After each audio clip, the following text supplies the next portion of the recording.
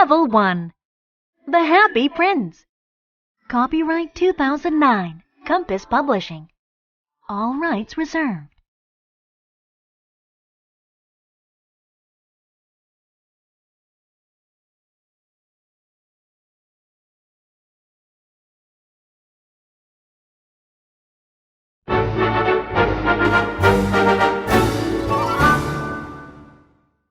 The Happy Prince.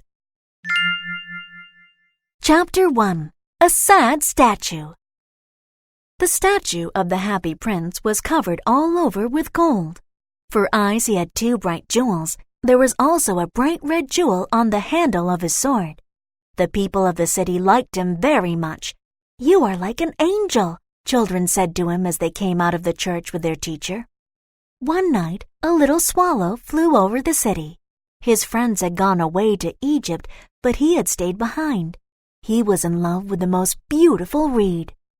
He had met her early in the spring as he was flying down the river, and had thought her so lovely that he had stopped to talk to her. "He is foolish to love a reed," the other swallows said to one another. "She has no money and a large family."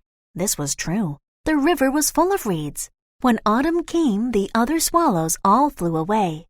After they had gone, he felt lonely. "Will you come away with me?" he asked her. The reed shook her head.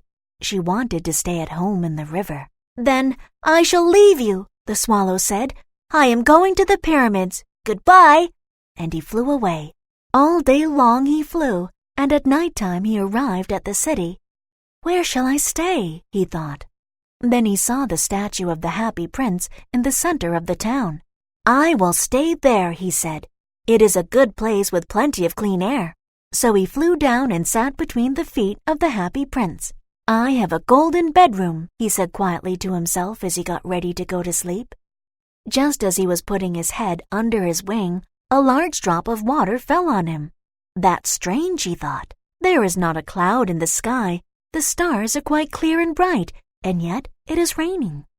Then another drop fell. "What is the use of a statue if it cannot keep the rain off?" he asked. "I must look for somewhere else to stay." And he opened his wings to fly away. But as he did so, a third drop fell, and he looked up and saw the eyes of the Happy Prince. They were filled with tears, and tears were running down his golden face. The Happy Prince's face was so beautiful in the moonlight that the little swallow was filled with sadness for him. "Who are you?" he said. "I am the Happy Prince." "Why are you crying then?" asked the swallow. "When I was alive and had a heart," answered the statue, "I did not know what tears were. I lived in the palace where there was no sadness. In the daytime I played with my friends in the garden, and in the evening I danced. If playing games and dancing are happiness, then I was happy. Now that I am dead, they have put me up so high that I can see all the ugliness and all the unhappiness in my city. That is making me cry." "Far away," continued the statue, "in a little street, there is a poor house. One of the windows is open.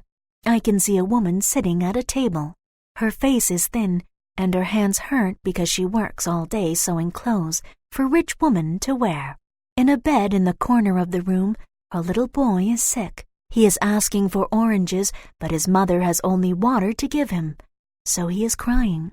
Little swallow, will you please take her the jewel from the top of my sword? I cannot move my hands or feet."